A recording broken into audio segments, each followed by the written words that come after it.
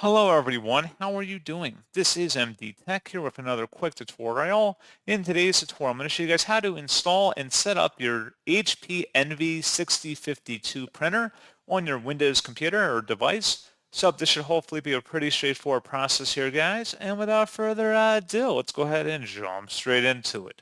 So all you have to do is open up a web browser, and into Google, you want to search for HP Envy 6052 drivers and search for it. Best results, you come back with HP Envy 6052 all-in-one printer software and drivers. Open that up. And now on this page, you want to scroll down and you want to select the installation software and drivers. And if you got on a little bit further, there should be an item that says Easy Start Printer Setup Software. Select Download. And then once it's downloaded to your computer, go ahead and open up that file to begin extracting those items. Should be a verified publisher, HP Inc. Select Yes, and then proceed with the installation wizard here to set up your printer, and that's all you have to do. So pretty straightforward process, guys, and as always, thank you for watching. I do hope that I was able to help you out, and I do look forward to catching you all in the next tutorial. Goodbye.